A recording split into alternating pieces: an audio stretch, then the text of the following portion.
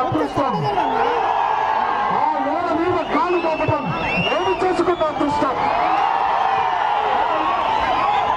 సోదర సోదరి వాళ్ళారా, సరిగ్గా 27 ఏళ్ల క్రితం తెలుగువాడి వాడికి వేడికి, తెలుగువాడి ఆత్మగౌరవానికి నిదర్శనంగా ప్రజలే దేవుళ్ళు, సమాజమే దేవాలయం అనే నినాదంతో తెలుగు దేశం పిలుస్తోంది రా కదలిరా అని ఆంధ్ర ధైర్యం విశ్వవిఖ్యాత నట సార్వభౌమ నటరత్న పద్మశ్రీ డాక్టర్ నందమూరి తారక రామారావు గారు ఆయన పిలుపునిస్తే కుల మత వర్ణ విభేదాలు లేకుండా తెలుగువారు పుట్టిన ప్రతి ఒక్కరు మరొక చేయి కలిపి ముందుకు సాగి పదం పట్టి కాంగ్రెస్ పార్టీని ఆనాడే మట్టి కనిపించింది. సోదరులారా,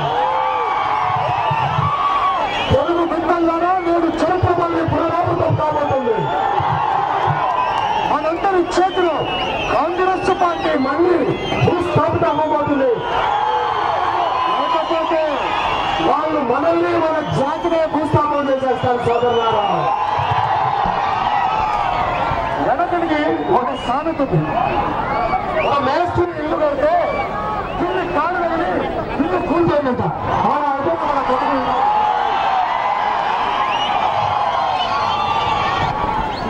మన జిల్లాలో మన కుంభగుండ ప్రాజెక్ట్ గురించి ఏంటి చెప్పండి సోదరులారా. తెలుగుదేశం పార్టీ అధికారంలో ఉన్నప్పుడు ఈ నేలని సస్య శ్యామలం చేద్దామని ఆ ప్రాజెక్టుని మొదలుపెట్టింది.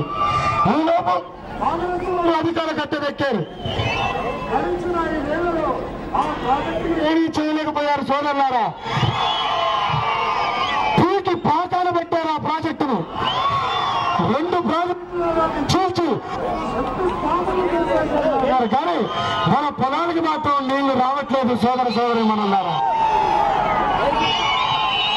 5 ఏళ్లలో ఈ ప్రాజెక్టులకి ఒక జిల్లాలో ఖర్చు పెడితే శాశ్వతంగా ఆ జిల్లాలో పేదరికం నిర్మూలన అయిపోతుంది. సోదరులారా, అది కూడా వీళ్ళకి తెలియట్లేదు. అంటే ఉందిలేండి, తనని కాశీ వరకు తేగమన్నాడంట వాడు. అలా అయిపోయింది పరిస్థితి. డబ్బులు వీళ్ళని కాదు కదా, అందుకే ఎన్ని ఆటలైనా ఆడతారు, ఎన్ని నొక్కులైనా నొక్కుతారు. సోదరులారా, వీరు సోదరమనులారా, మన పోలవరం ప్రాజెక్ట్ ఏంటి? మెడకాయ మీద తలకాయ ఉన్నవాడు ఎవడైనా సరే ఒక ప్రాజెక్టుని మొదలుపెట్టేప్పుడు అసలు ఈ ప్రాజెక్టుని ఎందుకు కడుతున్నాం, ఎవరికి ఉపయోగపడేలా కడుతున్నాం, ఎక్కడ కడుతున్నాం అని ఆరా తీసి తర్వాత అప్లికేషన్ పంపించి పర్మిషన్ వచ్చిన తర్వాత కాంట్రాక్టర్కి ఇస్తారు. కానీ మన అవినీతి భగీరథులు ఉన్నారే, మన రాష్ట్ర అధ్యక్షులు అవినీతి కూడా ఉంటాడు.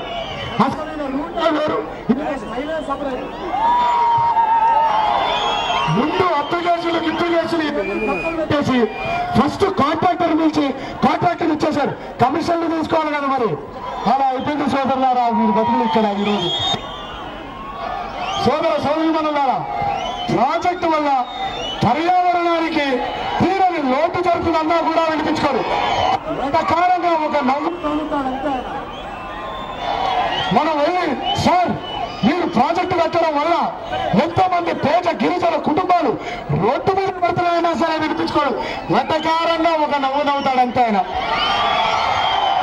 ఎలాగంటే చెవితోడి చెవిలో పూలు ఉండేదనుకోండి, ఏమీ వినిపించదు. మనం వెళ్ళి మన గోడు వినిపించినా కూడా ఆయన వినిపించట్లేదు. సోదరులారా, అరే ఎంత అన్యాయం చేస్తున్నారు, ఎంత అవినీతికి పాల్పడుతున్నారు మన రాష్ట్రంలో. పేదవాడు ఇల్లు కట్టుకుందామని ఒక్క గజం భూమి అడిగితే ముదిగొండలో పేదవాళ్ళని పుట్టని కాల్చినట్టు కాల్చేశాడు. పేదవాడి జీవితానికి విలువ లేదా?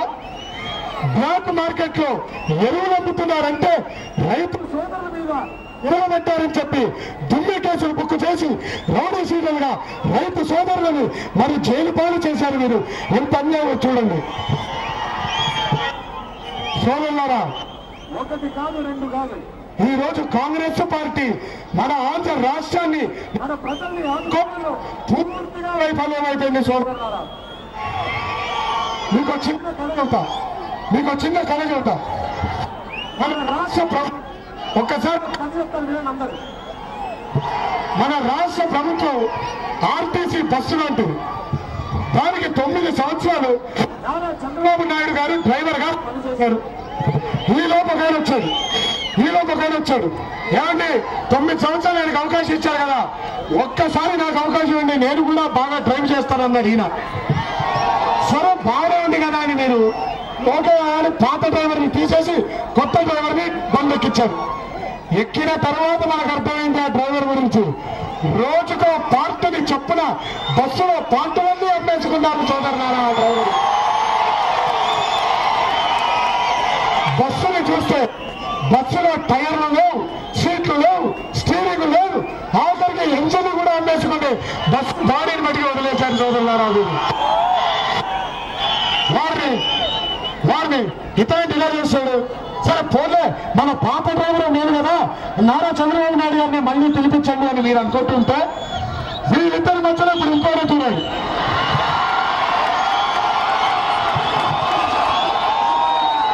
ఇప్పుడు కొత్తగా వచ్చిన డ్రైవర్ గారు ఏమంటున్నారు, ఏమండి ఆయనకు అవకాశం ఇచ్చారు, ఈయనకు అవకాశం ఇచ్చారు, అవకాశం నాకేంటి, నేను కూడా బాగా తోనేస్తానంటున్నాడు ఈయన. దానికి మీరెందరూ ఏమంటున్నారు, ఏమయ్యా మరి నీకు అనుభవం లేదు కదా ఎలా తాడతామని మీరు అడిగితే అదేంటంటే స్టీరింగే కదా, ఏ బండికైనా స్టీరింగ్ అవరే కదా, మీరు వెనకాల కూర్చొని చెప్పండి నేను తిప్పేస్తానంటున్నారు. సోదరులారా, ఈ రోజు ఇలా అయిపోయింది రాజకీయాలు. ఈ రోజు తెలుగుదేశం పార్టీ గెలిచిన తర్వాత మళ్ళీ తెలుగు వారి భవిష్యత్తును తీర్చిదిద్దడానికి ఎందుకు రాబోతుంది. ఎన్నో కొత్త పథకాలతో ప్రజల్ని ఆకట్టుకోవడానికి, ప్రజల్ని ఆదుకోవడానికి తెలుగుదేశం పార్టీ ముందుకు వస్తున్నారు. అందులో నాకు బాగా నచ్చిన పథకం నిరుపేదకి 2000